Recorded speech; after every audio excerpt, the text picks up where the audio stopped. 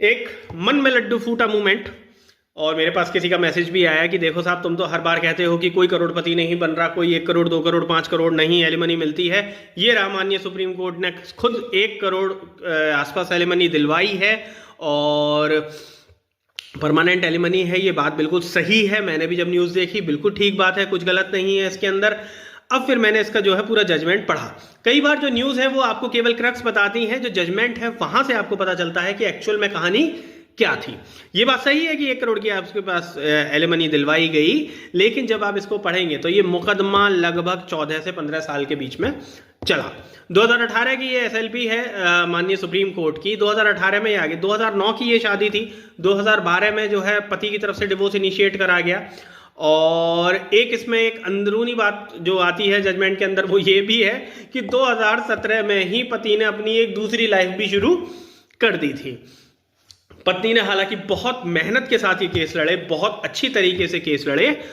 अब इसमें आप एक पक्ष समझिए, वो पक्ष ये है कि 14-15 साल लड़ने के बाद पति जो था वो अपनी दूसरी जिंदगी 2017 में ही शुरू कर चुका था और पत्नी जो है वो आज तक इन मुकदमों को लड़ रही है और बड़े शान से लड़ रही है।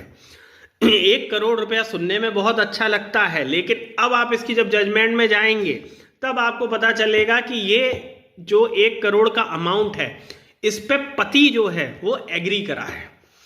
यानी कि अब आप इसकी अगर आप थोड़ा सा इस जजमेंट को खंगोलेंगे तो पता चलेगा कि पति की जो इनकम है वो इनकम इस प्रकार से है कि वो 1 करोड़ के लिए बहुत ही कंफर्टेबल था और उसने 1 करोड़ में अपनी जान छुड़ाने के लिए इसको मुनासिब समझा।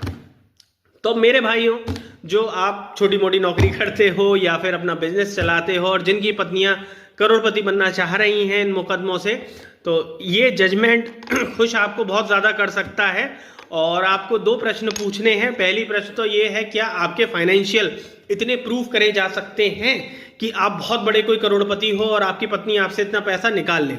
दूसरी चीज, क्या ये एक अक्लमंदी है कि आप अपने 14-15 साल कोर्ट कचहरी में घिसे हुए बिता देते हो और आपकी जिंदगी कहां से कहां पहुंच जाती है। ये सब आपको खुद सोचना है, खुद डिसाइड करना है और खुद चलाना है। देखिए, न्यायालय खुले आपको न्याय दिलाने के लिए है, लेकिन क्या आपको उनके अंदर जाके न्याय लेना है या आपको अपनी जिंदगी इनसे बाहर जीनी है, इसका फैसला आप खुद करिए।